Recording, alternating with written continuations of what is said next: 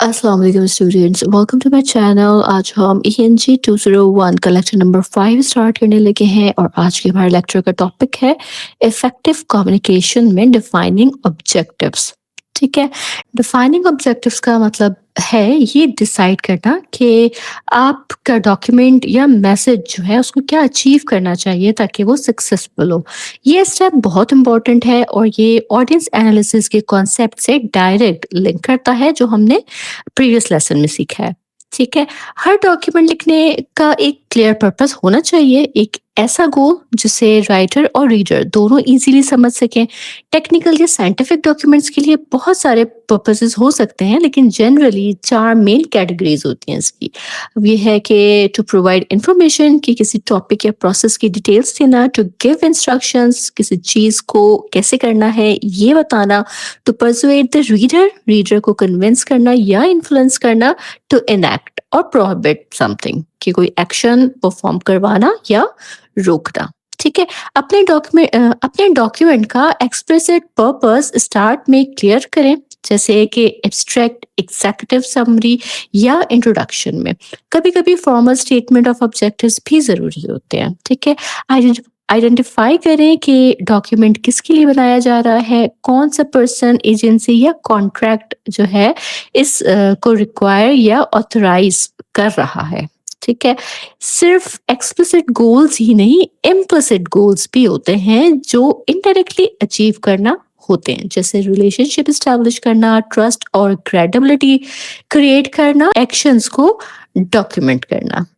ठीक है, जब आप डॉक्यूमेंट लिखते हैं पहले क्लियर करें कि इसका मेन पर्पस क्या है। ये पर्पस रीडर को क्लियर होना चाहिए और आपको आपके गोल्स को सपोर्ट करता हुआ होना चाहिए। साथ ही अपने रीडर्स के ट्रस्ट और रिलेशनशिप पे भी ध्यान रखें ताकि आपका मैसेज इफेक्टिव और प्रोफेशनल लगे। आप जो है यहाँ कंफ्यूज हो रहे होंगे कि एक्सप्लिसिट पर्पस क्या था, इम्प्लिसिट पर्पस क्या था, तो चलें ये भी मैं आपको बताती हूँ। पहले मैं बताती हूँ आपको एक्सप्लिसिट पर्पस के बारे में। एक्सप्लिसिट पर्पस वो होता है जो क्लियरली स्टेटेड हो, यानी डॉक्यूमेंट का मेन मकसद पहले से सबके लिए क्लियर हो।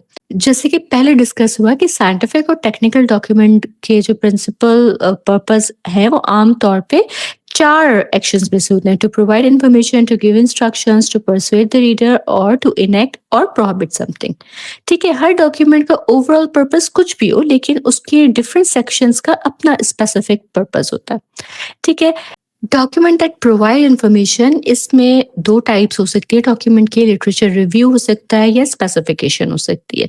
ठीक है, इस डॉक्यूमेंट के सेक्शंस में ना बैकग्राउंड आएगा, थ्योरी है, मटेरियल्स है, रिजल्ट और टेबल्स हैं। ठीक है, फॉर एग्जाम्पल आपने डॉक्यूमेंट लिखा कि this document will discuss the reasons behind constructing a new trade centre in Islamabad, यानी ये डॉक्यूमेंट जो है वो सिर्फ आपकी इंफॉर्मेशन प्रोवाइड कर रहा है। ठीक है, फिर हमारे पास सेकंड है डॉक्यूमेंट दैट गिव इंस्ट्रक्शन। इसमें जो डॉक्यूमेंट टाइप है वो प्रपोजल की है। ठीक है, इसमें प्रोसीजर्स आते हैं, वर्क प्लान्स आते हैं। ठीक है, कि अगर आपने लिखा है कि this document outline a procedure of constructing a new trade centre in Islamabad, यहाँ रीडर को स्टेप बाय स्टेप गाइडेंस मिल रही है कि कैसे ट्रेड सेंटर कंस्ट्रक्ट होगा। ठीक है, थर्ड था document meant to persuade the reader. इसमें डॉक्यूमेंट टाइप में आपके पास प्रपोजल्स आते हैं, रिकमेंडेशन रिपोर्ट्स हैं, जॉब एप्लीकेशन लेटर्स हैं और रिज्यूमेस हैं। सेक्शंस इसमें होते हैं: डिस्कशन का सेक्शन है, कंक्लूजन का सेक्शन है और रिकमेंडेशन का सेक्शन होता है।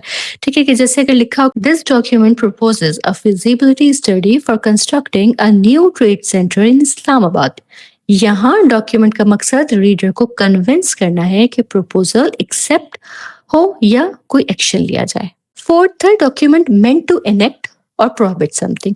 इसमें डॉक्यूमेंट टाइप में आपके पास एक्सेप्टेंस लेटर्स हो सकते हैं, रेगुलेशंस हो सकते हैं, पेटेंट्स हो सकते हैं और ऑथराइजेशन मेमोरेंडा हो सकता है। ठीक है, इस एग्जांपल में अगर कि कोई नोटिस है, ठीक है, नोटिस आपको दिया है किसने, construction site for trade center ahead, no unauthorized persons allowed, यहाँ डॉक्यूमेंट डायरेक्टली एक्शन को एनफोर्स कर रहा है या कुछ प्रोहिबिट कर रहा है।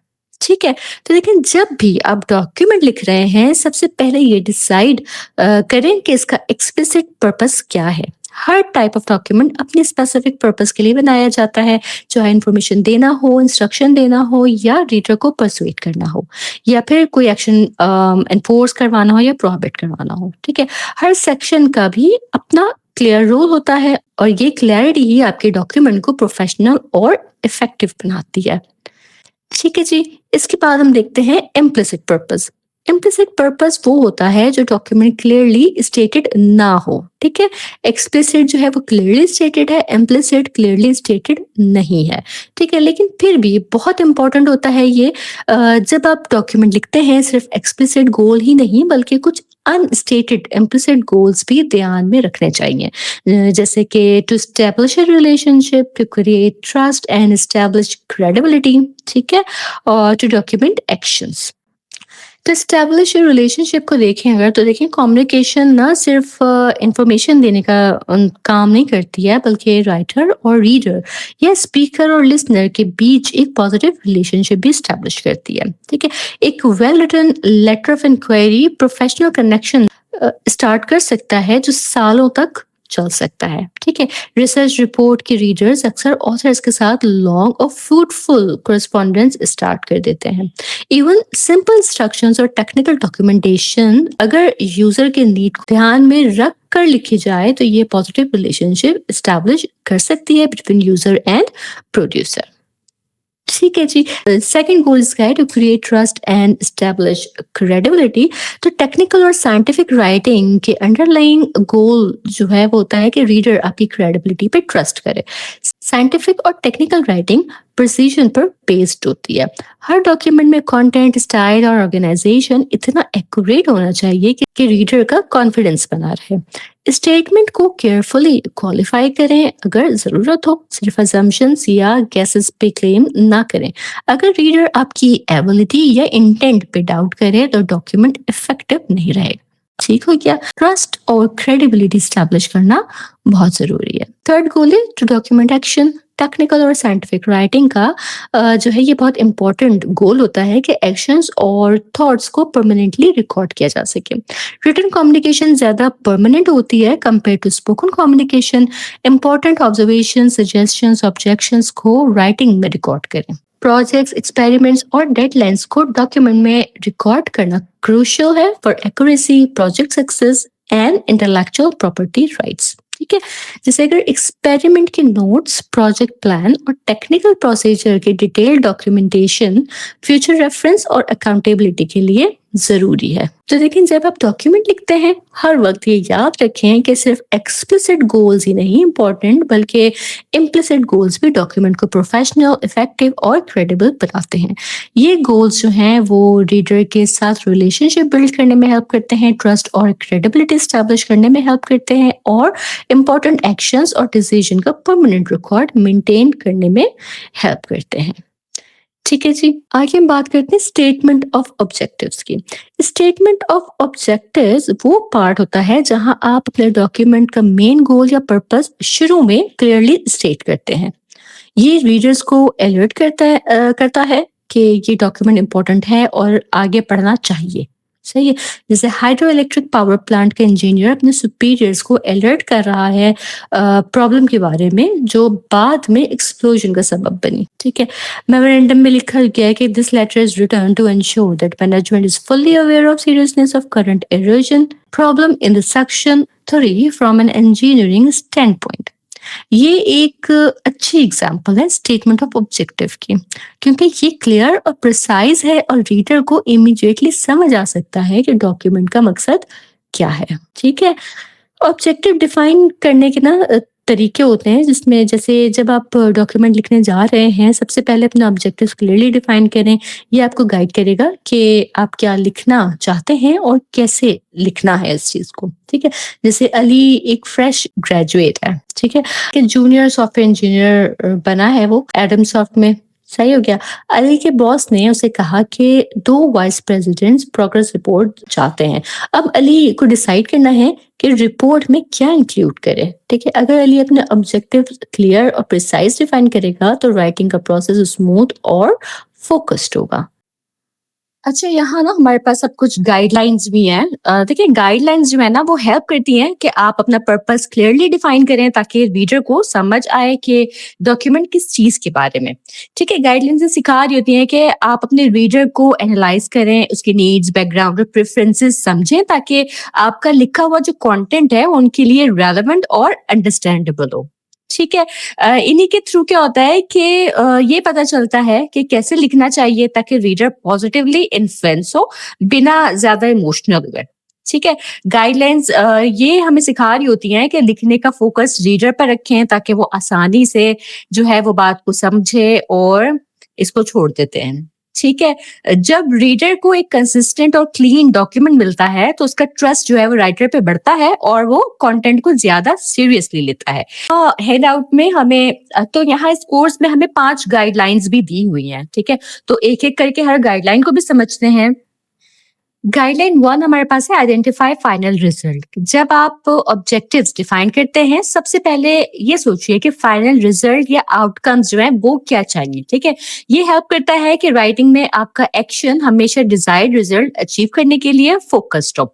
ठीक है, जब लोग कुछ पढ़ते हैं, 2 चीज़ें साइमल्टेनियसली होती हैं। एक होती है कि वो सोचते हैं और दूसरा है कि वो फ़ील करते हैं और दूसरा होता है कि वो फ़ील करते हैं, ठीक है? इसलिए आपको फ़ोकस करना है कि कम्युनिकेशन को एक्यूरेटली डिलीवर करें और ऐसे प्रेज़ेंट करें कि रीडर पर पॉज़िटिव इफ़ेक्ट हो। इसके लिए ज़रूरी है कि डॉक्यूमेंट के स्टार्ट में ऑब्जेक्टिव क्लियरली मेंशन करें, ऑब्जेक्टिव जो है वो प्रिसाइज़ और एक्शनेबल हो। राइटिंग में हमेशा फाइनल रिज़ल्ट पे ध्यान रखें, रीडर के रिएक्शन, उसकी थिंकिंग, उसकी फीलिंग को समझकर डॉक्यूमेंट लिखें। ठीक है, एग्जाम्पल्स के थ्रू अपने ऑब्जेक्टिव्स को सपोर्ट करें। अच्छा, अभी तो बात हुई कि आइडेंटिफाई करना है फाइनल रिजल्ट को, सही है? और फिर अब हम बात करते हैं कि identify the task you will help your reader perform. कि जो टास्क आप अपने रीडर से परफॉर्म करवाना चाह रहे हैं, उस टास्क को आइडेंटिफाई करें। इसका बेसिक आइडिया ये है कि जब आप किसी डॉक्यूमेंट को लिखते हैं, तो आपको सोचना होता है कि आपके रीडर्स क्या टास्क परफॉर्म करेंगे जब वो आपका डॉक्यूमेंट पढ़ेंगे, ठीक है? तो ये टास्क डिफाइन करना इनेबलिंग एलिमेंट ऑफ पर्पस का हिस्सा है। जनरल लेवल पर सब रीडर्स का टास्क जो है ना वो ऑलमोस्ट सेम होते हैं कि इन्फॉर्मेशन लोकेट करना, इन्फॉर्मेशन समझना, इन्फॉर्मेशन यूज करना, लेकिन हर रीडर का कॉन्टेक्स्ट और पर्पस वो अलग होता है, सही है? इसलिए राइटिंग स्ट्रेटेजी भी अलग ही होनी चाहिए। आपका मेन एम ये होना चाहिए कि रीडर एफिशिएंटली और क्विकली अपने टास्क कंप्लीट कर सके। इसका मतलब है कि आपको अपना डॉक्यूमेंट रीडर की नीड्स और प्रेफरेंसेस के मुताबिक डिजाइन करना है, ना कि सिर्फ अपने लिए लिखना है। जब आपको अपना डॉक्यूमेंट रीडर के हिसाब से लिखना है, तो रीडर सेंटर्ड राइटिंग के फिर कुछ स्टेप्स हैं, ठीक है?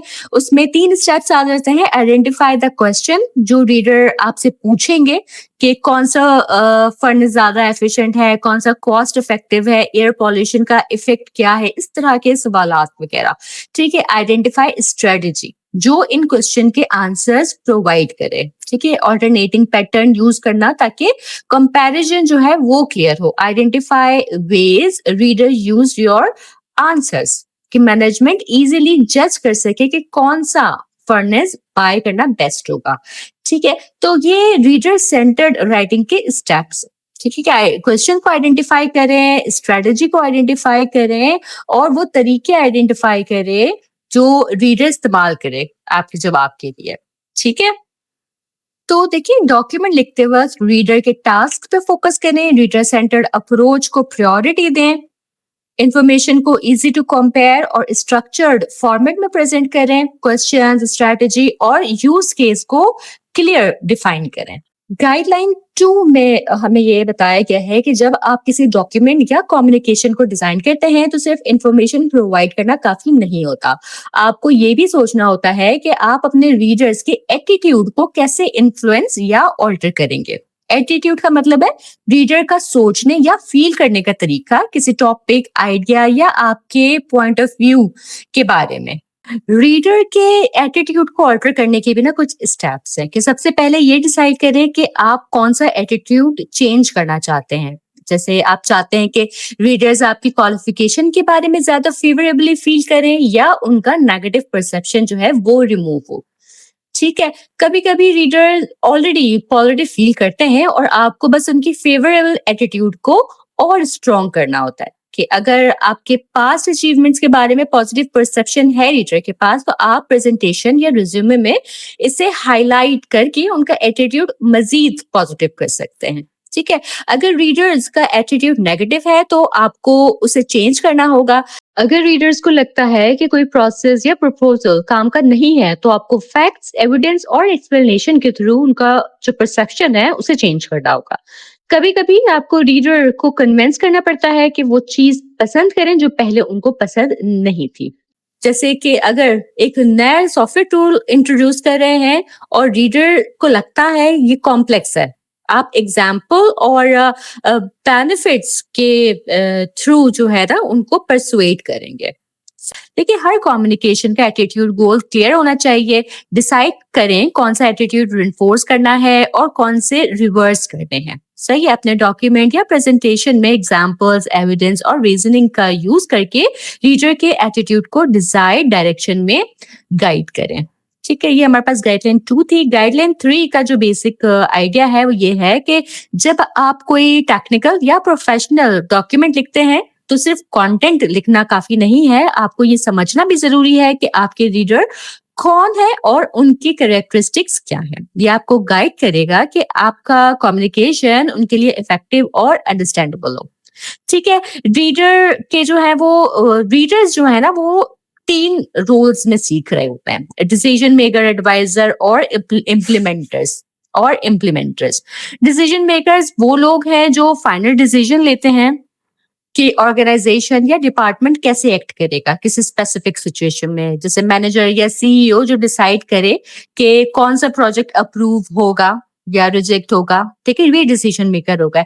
एडवाइजर्स जो है वो डिसीजन मेकर को एडवाइस और इन्फॉर्मेशन प्रोवाइड करते हैं, जैसे सीनियर इंजीनियर या कंसल्टेंट जो रिकमेंडेशंस वगैरह दे रहे होते हैं। ठीक है, और इम्प्लीमेंटर्स वो लोग होते हैं जो डिसीजन को प्रैक्टिकली एग्जीक्यूट करते हैं, जैसे स्टाफ मेंबर्स जो प्रोजेक्ट या टास्क परफॉर्म कर रहे हैं।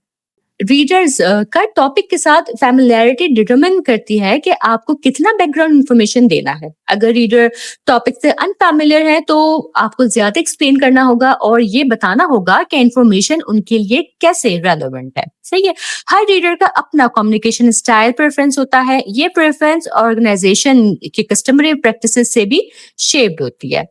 स्टाइल में वेरिएशंस हो सकते हैं, जैसे सिंपल प्रोज है, टेबल्स, चार्ट्स है, ग्राफ्स हैं या विजुअल इलस्ट्रेशंस वगैरह। ठीक है, कि अगर एक मैनेजर को ग्राफ्स और चार्ट्स पसंद है तो अपने रिपोर्ट में विजुअल डेटा यूज करना जो है वो आपके लिए ज्यादा इफेक्टिव होगा। ठीक है, हर रीडर यूनिक होता है। पहले भी हमने बात की है कि हर रीडर का अपना स्टाइल है, वो यूनिक है। कुछ रीडर्स के स्पेसिफिक लाइक्स और डिसलाइक्स होते हैं, सर्टेन वर्ड्स अवॉइड करते हैं या स्पेसिफिक फ्रेजिंग जो है इंसिस्ट करते हैं। कभी कभी आपको रीडर का रीडिंग एनवायरनमेंट भी कंसीडर करना होगा कि क्या वो ऑफिस में है या मोबाइल पे पढ़ रहा है या प्रिंट में रीड कर रहा है। ठीक है, हार्ड कॉपी में वो रीड कर रहा है। ठीक है, तो इस बात का भी ध्यान रखना होता है।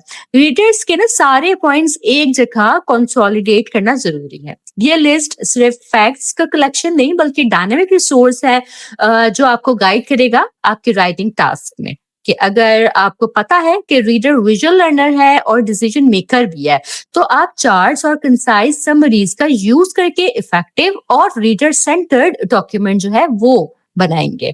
ठीक है, तो देखिए, रीडर्स के रोल आइडेंटिफाई करें कि वो डिसीजन मेकर है, एडवाइजर है या इम्प्लीमेंटर है जिसके लिए आप लिख रहे हैं।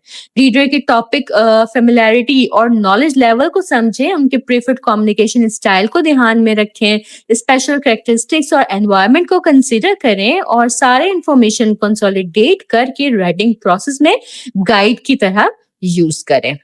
ठीक है जी, इसके बाद हम आगे बढ़ते हैं 4th गाइडलाइन की तरफ। इसका बेसिक आइडिया है कि जब आप कोई टेक्निकल या प्रोफेशनल डॉक्यूमेंट लिखते हैं तो सिर्फ अपने डायरेक्ट रीडर के बारे में नहीं सोचना काफी, बल्कि आपको ये भी समझना होगा कि आपके पॉसिबल रीडर्स कौन से हो सकते हैं और उनके बिहेवियर और एक्सपेक्टेशंस कैसे डिफरेंट हो सकती हैं। जैसे वो रीडर फैंटम रीडर्स हैं या फ्यूचर रीडर्स हैं या कॉम्प्लेक्स रीडर्स हैं। फैंटम रीडर्स की बात करें तो कुछ सिचुएशंस में आपके सबसे इंपॉर्टेंट रीडर्स आपके लिए हिडन होते हैं। रिटन कम्युनिकेशन जो एक पर्सन को एड्रेस की गई है वो दूसरे लोग भी रीड करते हैं।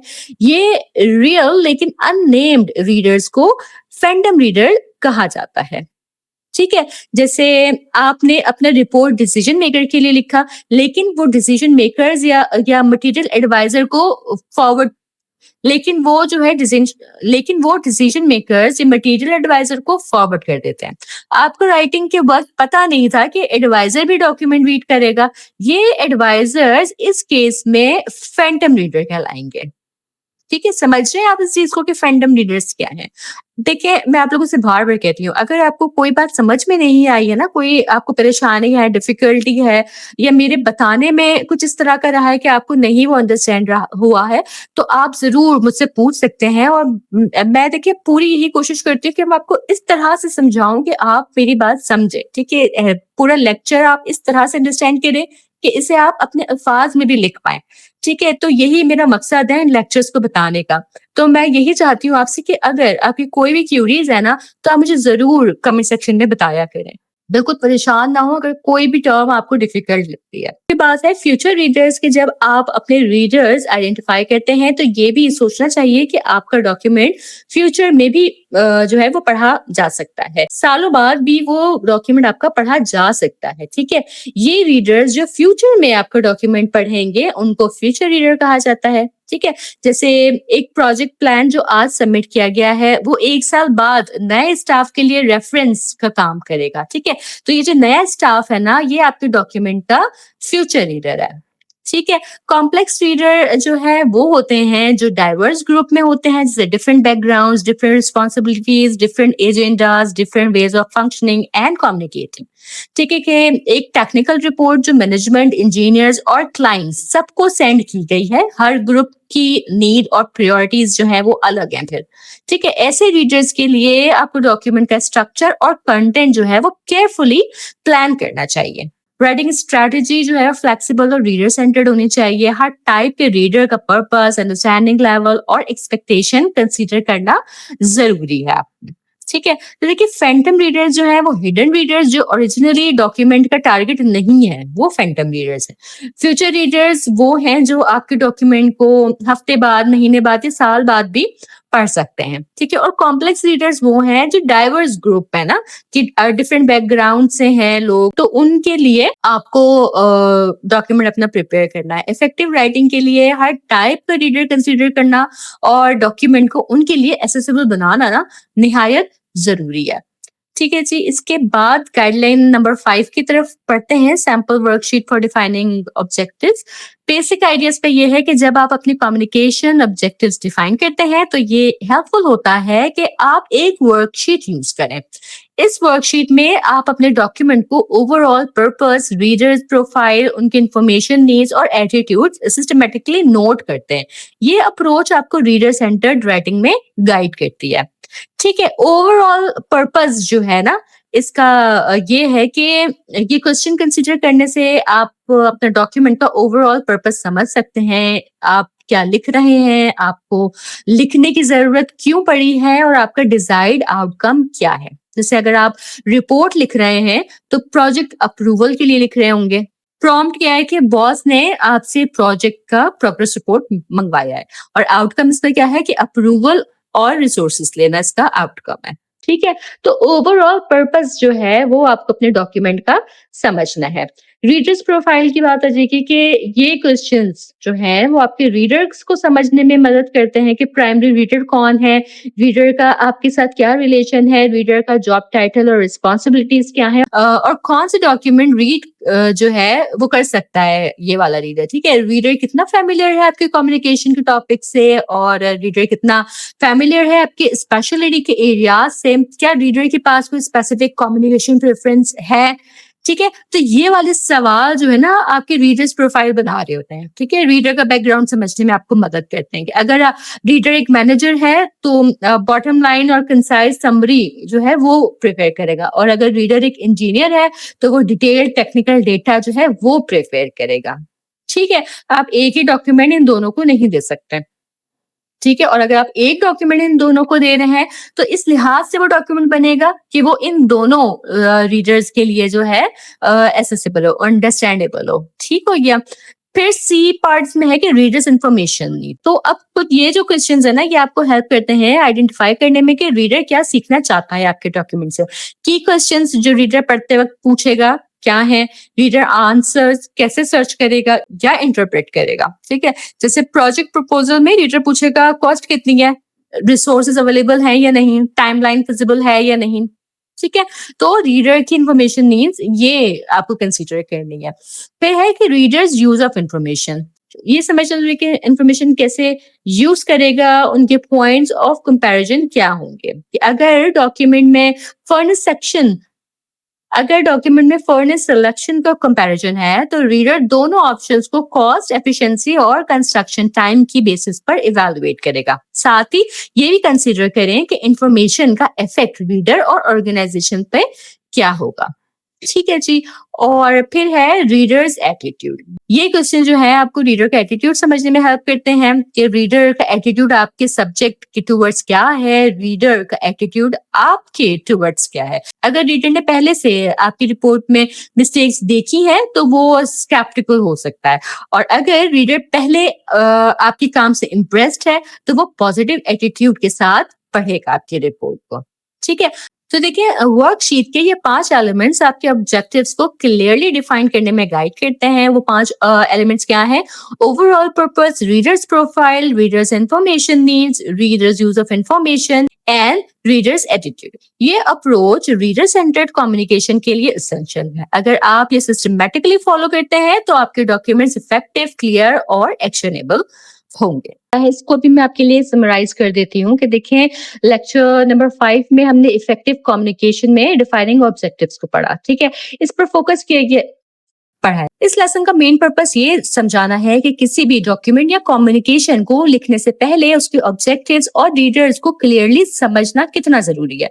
लेकिन सिर्फ लिखना ही काफी नहीं है, बल्कि लिखने के क्लियर पर्पस डिफाइन करने होते हैं, जैसे कि इंफॉर्मेशन देना, इंस्ट्रक्शंस प्रोवाइड करना, पर्सुएट करना या कोई एक्शन एनेक्ट करना। लेकिन हर डॉक्यूमेंट के साथ कुछ इम्प्लिसिट गोल्स भी होते हैं, जैसे कि ट्रस्ट बिल्ड करना, क्रेडिबिलिटी स्टैब्लिश करना और प्रोफेशनल रिलेशनशिप्स बनाना, ठीक है।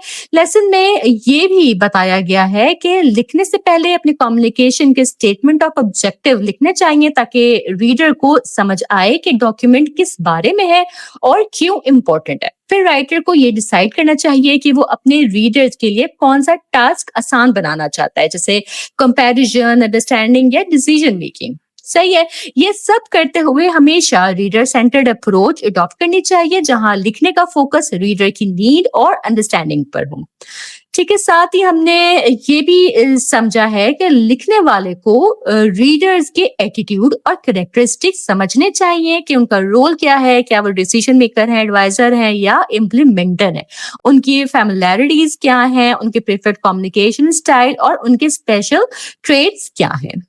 राइटर को अपने रीडर के टाइप्स भी पहचानने चाहिए, जैसे फैंटम रीडर है जो डायरेक्टली एड्रेस नहीं किए गए लेकिन डॉक्यूमेंट यूज करते हैं, फ्यूचर रीडर्स हैं, आपके डॉक्यूमेंट को बाद में भी रीड कर सकते हैं, और कॉम्प्लेक्स रीडर्स हैं, ठीक है, जो डिफरेंट बैकग्राउंड से ताल्लुक रखते हैं। आखिर में एक वर्कशीट के जरिए बताया गया है कि कैसे राइटर अपने ओवरऑल पर्पस, रीडर्स प्रोफाइल, उनकी information needs, use of information और एटीट्यूड को आइडेंटिफाई करके अपने ऑब्जेक्टिव्स को डिफाइन करे। ये सारी गाइडलाइंस इसलिए दी गई है ताकि कम्युनिकेशन जो है वो इफेक्टिव, रीडर सेंटर्ड और पर्पस ओरिएंटेड हो, जिससे डॉक्यूमेंट का मैसेज क्लियरली समझा जा सके और डिजायर्ड रिजल्ट हासिल हो। ठीक है जी, इसके साथ ही ये लेक्चर यहाँ मुकम्मल होता है। थोड़ा लेंथी लेक्चर था क्योंकि बहुत सारी इसमें चीजें थी जो समझाने की थी, ठीक है। मुझे उम्मीद है कि आपको समझ आया होगा। अगर आपकी कोई परेशानी, कोई सवाल, कोई फीडबैक हो तो आप कमेंट सेक्शन में मुझे जरूर बताइएगा। चैनल सब्सक्राइब करना हरगिज ना भूलिएगा, और मेरे लेक्चर्स को अपने फेलो स्टूडेंट के साथ वर्चुअल यूनिवर्सिटी के डिफरेंट ग्रुप्स में जिनका भी सब्जेक्ट ENG 201 है, आप उनके साथ मेरे लेक्चर जरूर शेयर कीजिएगा ताकि ज्यादा से ज्यादा स्टूडेंट्स अपने मिड टर्म की अच्छी प्रिपरेशन कर सकें। मैं इंशाल्लाह ताला अपने नेक्स्ट लेक्चर के साथ जल्द हाजिर होंगी। तब तक आप सब अपना बहुत ख्याल रखिएगा। अल्लाह हाफिज।